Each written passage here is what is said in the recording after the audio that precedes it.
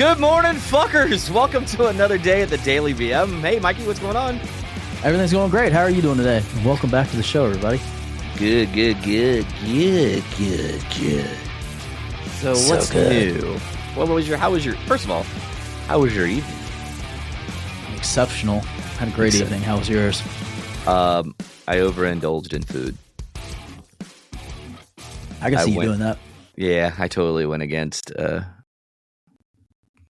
my daily tasks and went, I'm allowed to have a fucking night. Why the hell not? What did you indulge on? You name it. I did it. I mean, Jesus. seriously. Yeah, I really How did. far off the rail did you? How far off the wagon did you go? I didn't really fall that far off the wagon. So I had 2 brownies. Oh. Yes, 2 brownies. I ate 2 brownies. Special brownies or just regular brownies? Oh, I wish they were special brownies, but they were not special brownies. They were just special in sugar. But were they big brownies? I would say they were probably about, nobody can really, unless you're looking at the video, but it's like just a normal size square brownie. You know what I mean? So like 3x3 or 4x4, 6x6, 4x4. What? Like a? Okay, so you know those big ass masonry bricks? No, I'm just kidding. But I would say just like your standard brownie you would buy in like a package, at a convenience store. Double fudge. Oh, were they the pre-baked ones? They were the ones that you get from Papa John's. Yeah, dude, they're freaking money. Oh, you had pizza too? Oh yeah. But hey, well, hold up. On my defense, I only had 2 pieces of pizza. I didn't have 3 or 4 like I normally would do. So I ate half of what I normally eat. How big were the slices? Yeah, just normal slices. And then, but I literally not how big of a pie? It was only a medium. How big of a pie? Medium. That's it. So imagine the slices by a medium. All right. So it's not that bad. Yeah. So but totally fucking ruined it with 2 brownies. 800 calories. Yeah, but totally fucking 800 calories. Oh, try more like 12 to 1300 with the brownies and with the brownies. With the sugar that late in the evening. Yeah, I kind of fucked it up, but whatever. Your face is looking a little fatter this morning. Oh, go fuck yourself. I am not fat, you asshole. I'm big boned. I said your face is looking fatter. Yeah, but you're ugly. Big headed. No, I'm not ugly. I'm poor. You're both. You got hit with both. Dick. Your face is looking a little fatter today. God, man. You really have turned into kind of an asshole lately. That's my life goal, man. It's my life goal. Well, mission accomplished. So, anyway. Yep. So, what you got for me today, man? You seemed like anxious to talk about something. Oh, no, I'm never anxious to talk about anything. I just have to go pee. Gotta take a piss. But I'll do that later. I wanted to talk a little bit about privacy. Okay. Because what got me thinking a little bit about it was the diary of Ashley Biden, Joe Biden's daughter, allegedly being found and then sold, and pages from it released. Now, none of it's been 100% verified yet, but it's pretty incriminating stuff. If the allegations are true, it's pretty sketchy, pretty bad. But my thoughts were, when you write stuff in a diary, that's kind of like your private record. Mm-hmm. And I don't know how I feel about that being released to the general public. Here's my thing about it. Okay, if she released it herself to the general public, like she leaked it, then whatever, it is what it is because she released it. But if she didn't release it and somebody just snagged those notes and leaked it out like without her authorization, to me that's a complete invasion of somebody's privacy, regardless of what's in it. It doesn't really matter. That's your personal private notes. Yeah, evidently it was found in an old residence that they had prior to. Then it was like they thought lost and forgotten, but then it reappeared and they found it and it was sold to one of those tabloid style locations, and they pulled excerpts from it. Yeah, so I have mixed feelings because you are in public office, but it is someone's private information that they may not have been ready to share. But let me back that up a minute. You just said a key word. He's in public office, but the key word here is he is in public office, not her. So the daughter, to me, so if you're in public, I get it, you're in the limelight, but I believe kids are off limits. Period. I don't care how old or how young they are. Your kids are off limits. Family should be off limits. Yeah, but the thing is that it's showing him in the light of a pedophile. So listen, we all know he likes to sniff little girls' hair and their shoulders. All right, man, we get it, man. The old man is like losing the scruple and he likes them young. But you know, at the end of the he might have been a frequent visitor to Epstein Island. well, I mean, there's a lot of people on that list that are visited that island that are going, I have no idea who he is. Bitch, you went. I have no recollection of that time. Yeah, you got paintings of yourself on the wall, a couple of ex-presidents, if you get my drift. They're so high. And weird shit. So give me a break, man. I mean, you know, I truly believe that a lot of that shit at the higher ups, which I'll probably end up getting picked off here, you know, next time we're out since we're talking about it. But I truly believe that a lot of the people at the top are corrupt when it comes to that kind of stuff. Like 100%. You know, exposing young, you know, with young kids and things like that, and you know, it goes back to, you know, with people with power. People with the power control the media. They control everything. They, you know, everything to that. So I believe that if it was her private documents and she left them behind, it's still hers. She left it. Yeah, I mean, there's a statue of, okay, you left it, but then you're talking about the mind. Most kids write down legit shit, I would think. Yeah, I know. So if there's some incriminating stuff in there that got leaked and it was left behind, I guess if, and again, this is allegedly, but I'm saying, I guess if you are that kind of guy that is into that weird shit, you know, you'd think you'd go behind like with a fine tooth comb and look at everything before you leave a house. But then again, you could be sloppy as hell and not give a shit either. Well, who knows? How does he know that he probably wouldn't even know that she wrote it? Because I doubt she'd be like, "Hey, Dad, read my diary entry." I mean, obviously he can't go back and check it, and I don't know if that's really advice I'd want to put out there. You know, like, hey, remember to check all your shit so you don't get caught being a pervert. Yeah, no kidding. So how old is his daughter now? She's an adult. I don't know off the top of my head, but I know she's an adult. So how old was she when she supposedly I think 13 or 14 from what I read. Like 13 or 14 from what I read. Yeah, she's kind of hot. She's in shape too, bro. Right. Damn. Yeah. Yeah, I was about to say something completely fucked up, but I'm gonna let it be because I'm kind of fucked up like that. I was like, damn, man. I mean, she's hot. Why would he mess with her when she's a kid when he could just wait? Because I guess she's smarter. That's messed up. Keep it in the family, bro. Keep it in the family. Right. You're listening to the Daily BM.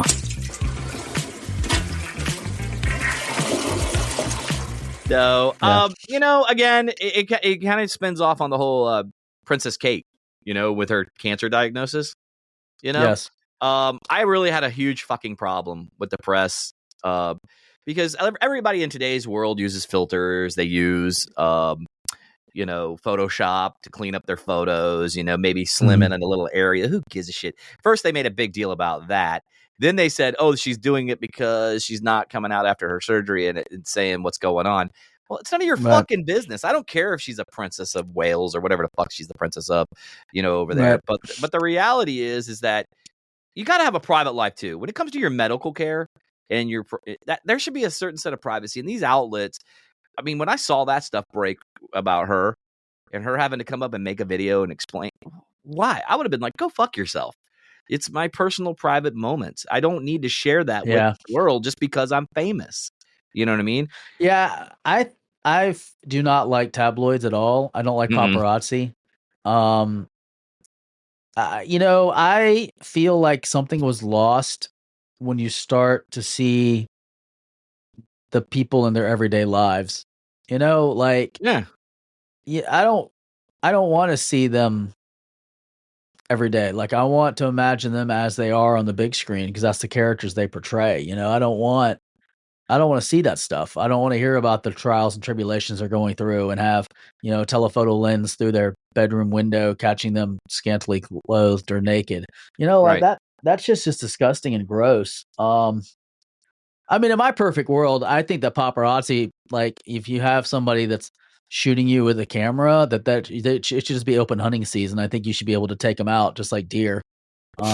You know, and make it fun, make it sporting. Like if they want to get the photo, they have to risk their life, and sometimes they die. You know, like just put a bullet in their head, call it a day. That's how I feel about paparazzi. Yeah, and like I said, it's like I'm not a big fan of the whole, you know, Inquirer type stuff or the Sun, you know, No. that kind of trash stuff. That I mean, don't get me wrong, they're brilliant with the headlines they make.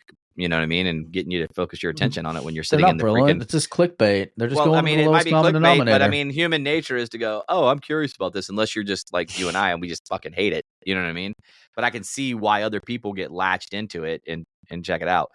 I don't want to say they have small minds, but I'm just saying, you know, well, I can see why they're catchy clickbait shit. But because misery loves company, and if they're miserable in their own lives, they want to see other people having a bad life too. Exactly. You know? And it goes back to what I was saying. I believe people's privacy is their privacy, and that's the way it should be. If they're having a private moment or they're having a medical condition and they're battling cancer or they're fighting something for their life, you know, which we don't know. I mean, she could be fighting for her life for all we know, you know. Who knows? It's none of my fucking business, you know. Now, if she wants to come out on there and talk about it on a reputable news source, if you want to say there's anything reputable about news today, but you know, if she wants to talk about it like on the Today Show or, you know, Good Morning America, whatever, she wants to come out and talk about her problem, then that's fine. Then the gloves are off. You know, you're opening yourself up for Q&A. But if you're staying private, leave her the fuck alone. That's just how I feel about it. Leave King Charles alone. I mean, who gives a shit? Yeah. You know what I mean? I want him to be healthy and be well, and I want her to be the same way. I could care less about what's going on with the procedure, you know? Yeah. It's none of my business. So good luck to you, Queen, and good luck to you, King. That's how I feel about it. Yeah, I think that should just be. I agree with you. I think that people should have a level of privacy, even if you're in the public spotlight. I think it's real shitty that they chase them around and do photos and stuff like that. Yeah, let's change gears and get off the privacy thing for a second. So, have you? Okay, so you can answer it truthfully. Have you ever taken a psychoactive drug? And what I mean by that is like LSD or anything like that. No. That kind of is like, woo, you're out there. Listen to this shit that's going on. So there's a country called Sierra Leone in Africa. Yes. Okay. So there's basically a psychoactive drug crafted from human bones. But what's happening is it's leaving addicts in the West African country of Sierra Leone digging up graves in order to get their fix. Oh my God, that's insane. Yeah. Now I've never heard anything about this till I read it. Okay. So what's happening is in Freetown, there's police officers in Freetown. They're guarding cemeteries because it's becoming like a problem where they're exhuming the skeletons for that zombie drug. I guess that's the one that makes people go and act all like zombie-like. Right. Oh, wow. But it's basically it's notably the drug called Kush, for those who don't know. But it has a variety of toxic substances. Yeah, that's Kushin. But basically the main ingredients, they find it, they grind up the human bone to get it, which is weird. But basically it emerged about 6 years ago. And it's just what, you know, you take other drugs too and you go, okay, that guy's got a problem. But you have to dig up a fucking human remains to make a drug, you know, to get your fix.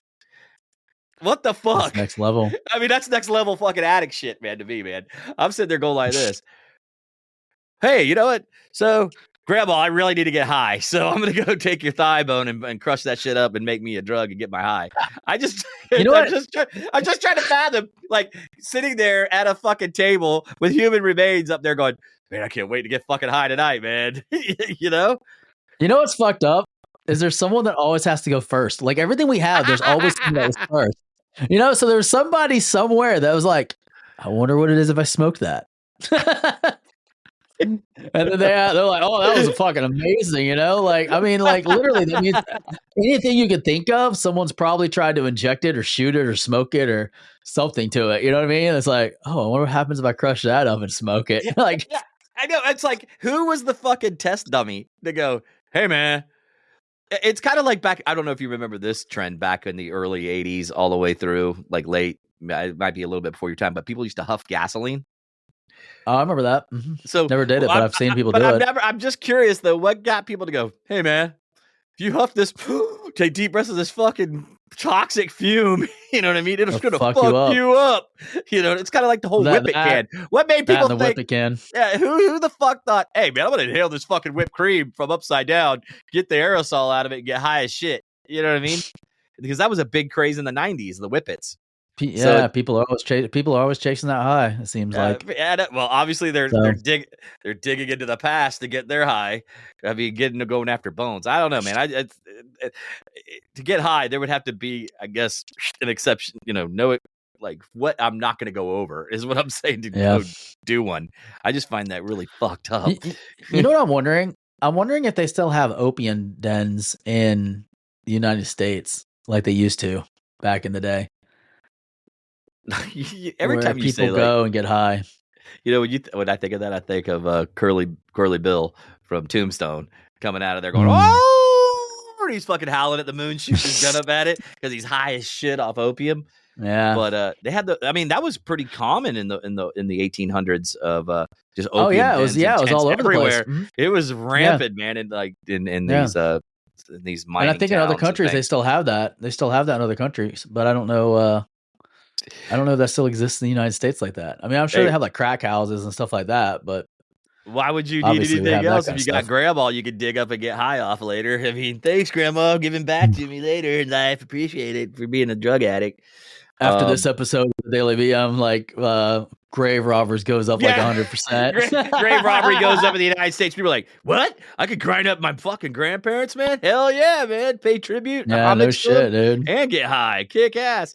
I don't know why anybody. Have you ever seen those videos, though, of people like out on the streets that are like zombied out like that? Have you ever seen those? Oh yeah, that's scary. It's very scary. Scary shit. Like they show them like people like have flies on them like in their crotch and stuff because they're just not taking care of themselves and they have their own feces in their pants. Disgusting. It's like so gross. It's like, man, how do you hit that far rock bottom where you feel like fuck it?